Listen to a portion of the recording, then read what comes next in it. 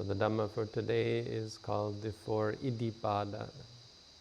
Iddhi meaning power or proficiency, success, prosperity, strength. Probably the closest is power. But Iddhipada, the idea is that pada means, they translate as something like basis or cause or means. Literally means foot or leg,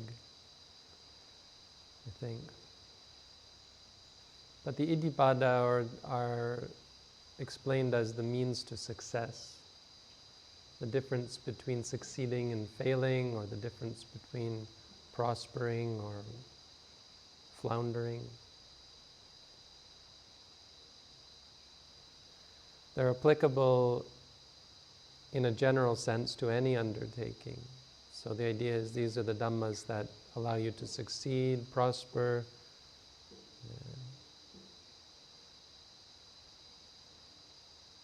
find success in any undertaking. But they can also be understood in general as Dhammas that, when undertaken in a direct sense relating to the Dhammas themselves, they describe in one way the practice that leads to enlightenment. It leads both to psychic power in a mundane level and supramundane iddhi, meaning the attainment of nibbana. So the four Iddhipada are Chanda,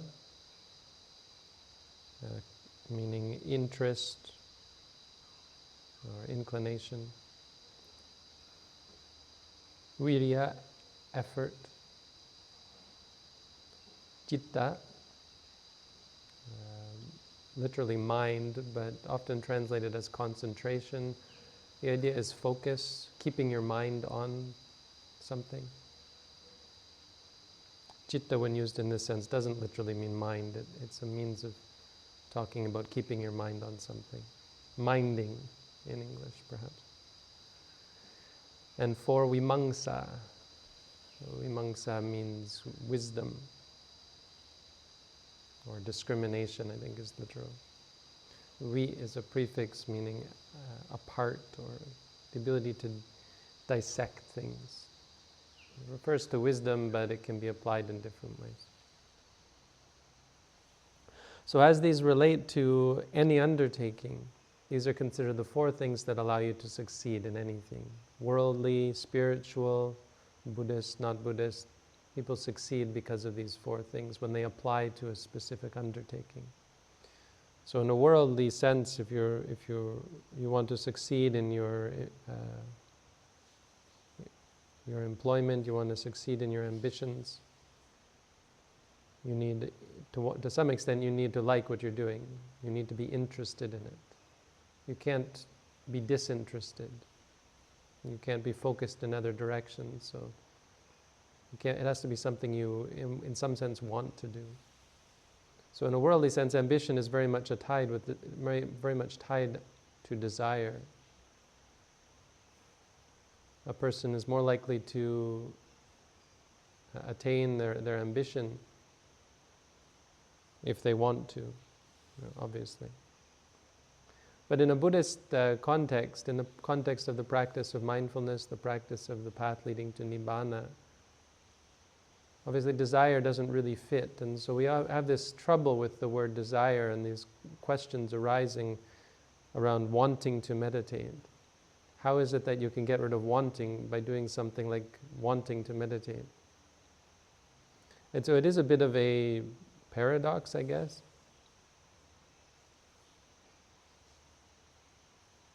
And so as a result, Chanda is explained a little bit more specifically. Chanda is explained as contentment, simply because in the practice of mindfulness there is no desire. And it actually is one of the challenges with the true practice of mindfulness. You can't want to do it. It's something that even if in the beginning you want to, eventually that wanting disappears.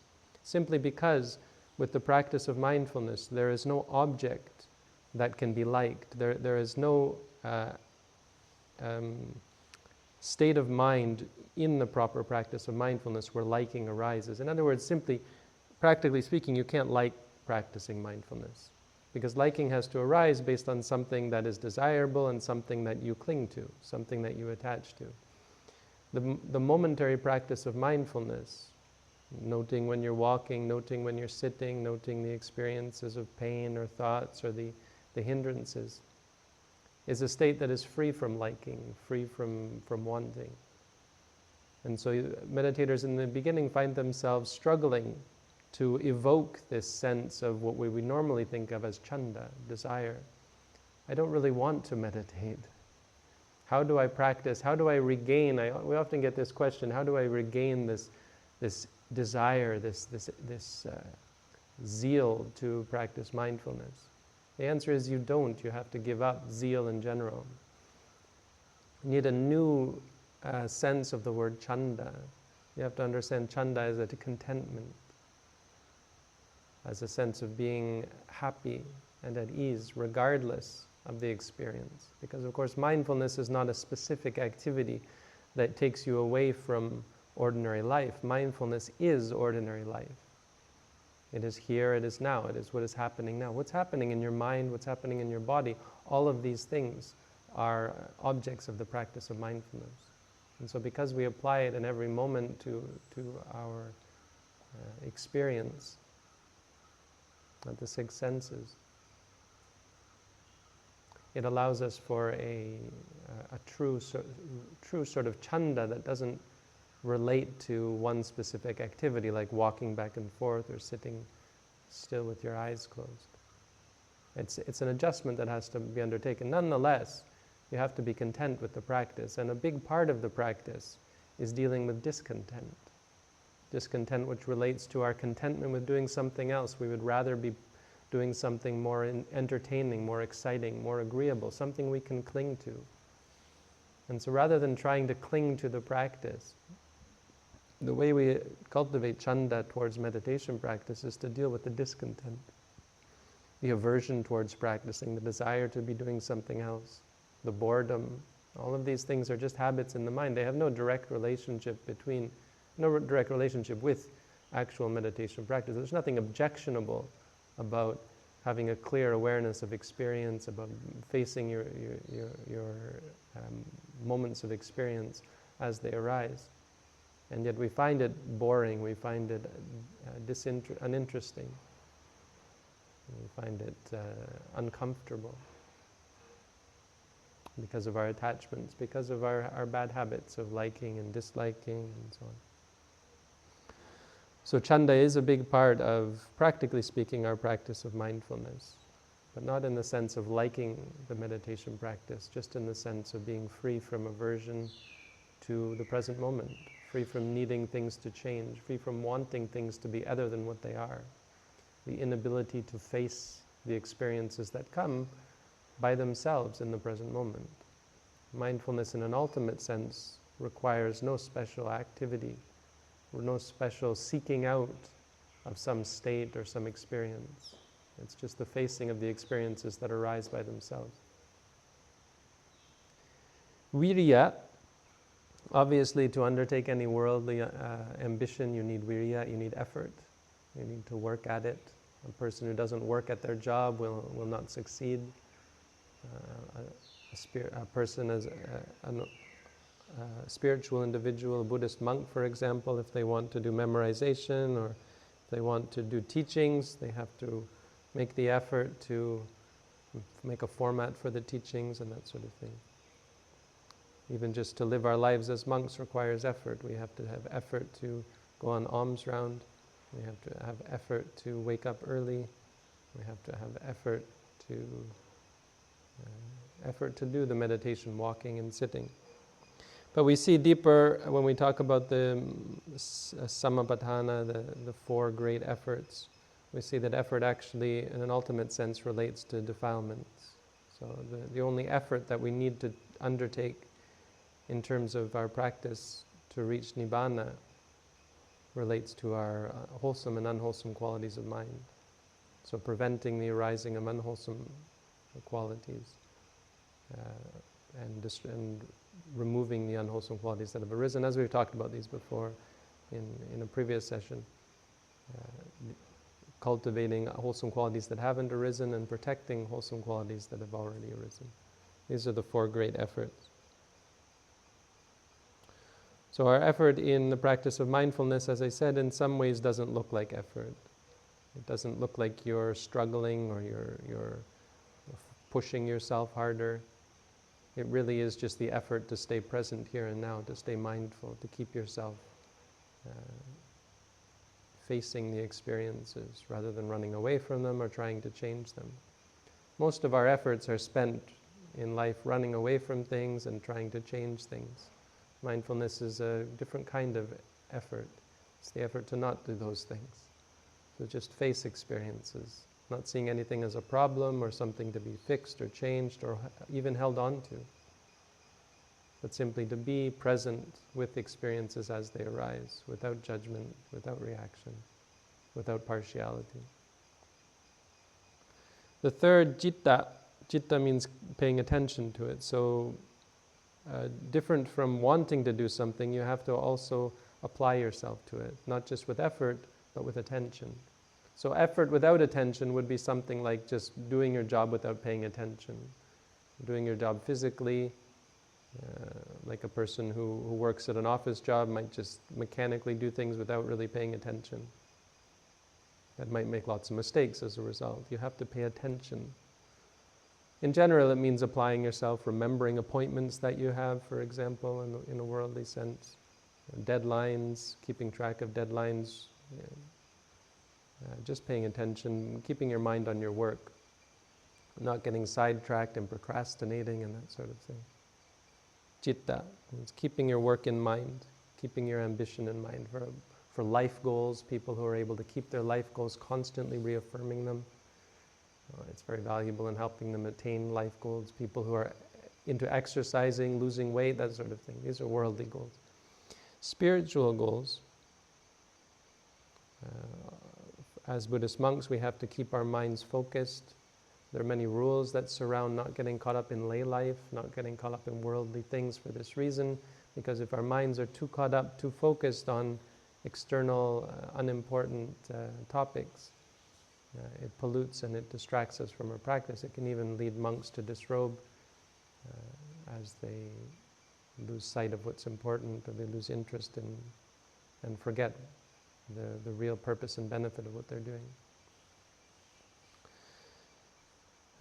On the topic of mindfulness, it goes a little bit deeper, because mindfulness itself is, again, there's a phrase, the art of attention, which is a pretty good description of what it means to be mindful. And the meaning here is that mindfulness is paying attention to everything at every moment. It is the paying attention in some sense.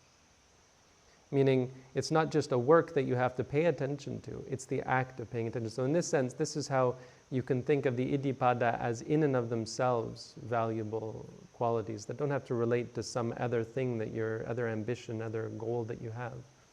The art of paying attention again to the here and now, to the momentary experience of seeing, hearing, smelling, tasting, feeling and thinking, the six senses which are all around us at every moment. Paying attention to these, facing them, seeing them clearly as they are. In some sense, citta is in this meaning, is synonymous with the practice of mindfulness. Now with the qualifier that mindfulness is a better word, because it reminds us that we're not just paying attention, but we have to see clearly, we have to grasp the object correctly. So when we remind ourselves, this is seeing, this is hearing, this is smelling, that reminder strengthens the sanya, the tira sanya, and gives rise to sati, which in turn gives rise to vipassana, allows us to see clearly the nature of the experiences as impermanent suffering and non-self and so on. Finally, vimamsa, because they don't use the word panya, the understanding is that it doesn't just refer to general wisdom. It means wisdom about what you're doing that is different from just paying attention and different from just putting out effort. So a person can be paying attention to what they're doing, can be putting out effort in what they're doing, can like what they're doing, but if they're not smart about what they're doing, they can still fail. They can do it improperly. A person doesn't reflect, usually means doesn't step back and consider what they're doing. Is it right? Is it wrong? Is what I'm doing on track? Can still easily do things completely inefficiently or improperly, or at worst, just incorrectly, just outright wrong, and fail at what they're doing, even though they put their best effort into it. Without the wisdom, it's at the very, very least going to be inefficient and stressful, as they do things not in the best way that they could be done. This goes for worldly ambitions, it goes for relationships. When you don't step back and think about what you're doing and consider what you could do better, this is something that we see in the Buddha's teachings in regards to monastics, how we should consider our activities, our actions, our behaviors toward others. Was that a good thing that I did? This thing that I'm going to do, will it be a good thing to do? The Buddha had this advice for Rahula, that he should consider before he does something, will this be a good thing to do? While he's doing something, is this a good thing I'm doing? If not, stop. And after he's done something, he should consider, was that a good thing I did? And if not, he should not do it again. This sort of correcting is a sort of a conventional way of, a conventional parallel to what happens in the practice of mindfulness. Because on the level of mindfulness, this vimamsa is an integral part of what happens as you start to see clearly.